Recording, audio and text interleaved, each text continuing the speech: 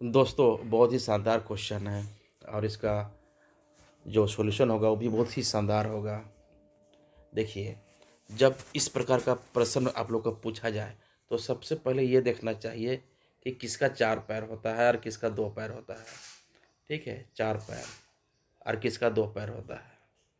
अगर मान लीजिए गाय तो 4 पैर हो जाएगा, अब मुर्गी बोलेगा तो 2 पैर होगा।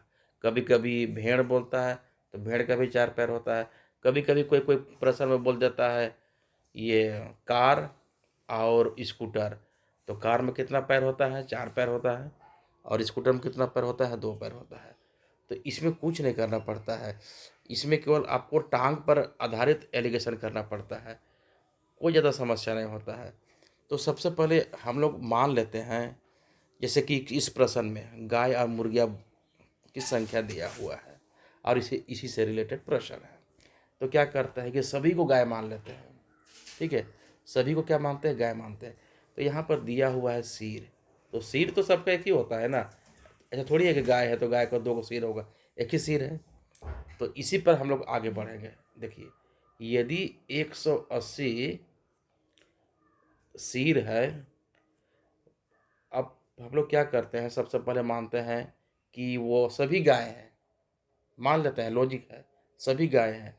तो एक गाय का कितना पैर होता है? 4। तो टांगों की संख्या कितना हो जाएगा? 720।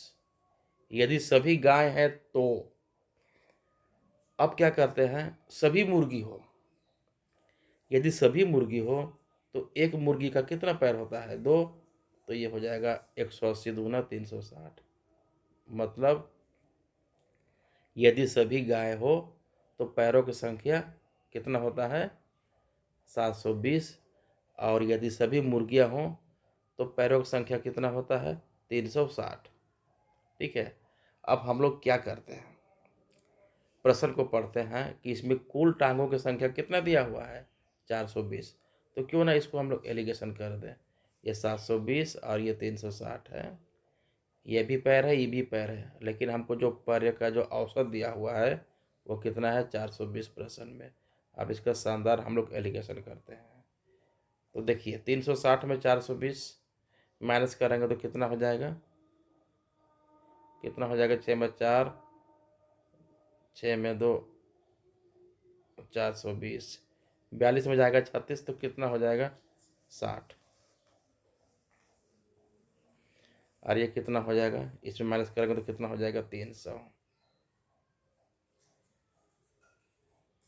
देख रहे हैं, ये कट जाएगा, ये कट जाएगा। 6 का 6, 6 पचे 30। तो हम लोग ये देख रहे हैं कि दोनों के बीच में जो अनुपात है वह कितना है? 1:5 है। तो यहाँ पर देखिए, कुल संख्या कितना दिया हुआ है?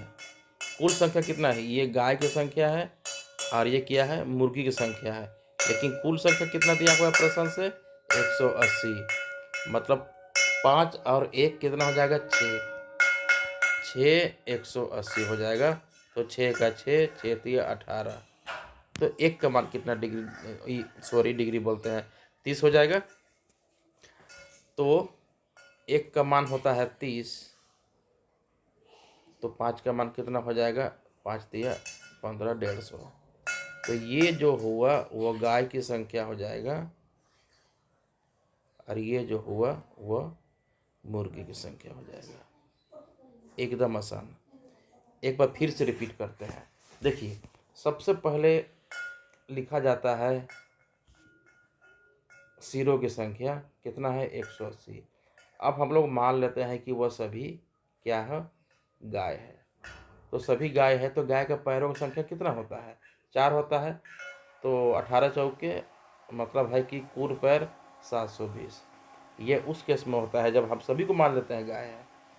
लेकिन यदि हम ये भी मान लेते हैं कि सभी गाय नहीं हो, मुर्गी हो केवल, तो मुर्गी का पैर कितना होता है? 2। तो 180 अगर उसका मुंडी है तो कितना हो जाएगा? ये 360 मुर्गी हो जाएगा। तो ये गायों का पैरों की संख्या है और ये मुर्गियों के पैरों की संख्या है। लेकिन हम लोग क्या करते हैं? एलिगेशन लेते हैं।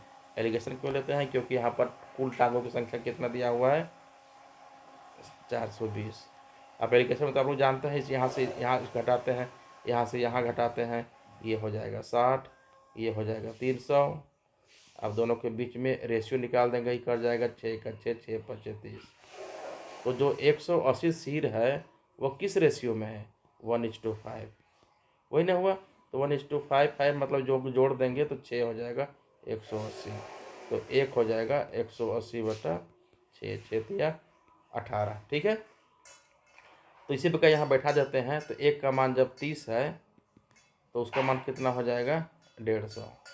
तो 1 हो जाएगा गाय और 1 हो जाएगा गायों की संख्या हो जाएगा, दूसरा हो जाएगा मुर्गियों की संख्या। ठीक है, चलिए, धन्यवाद।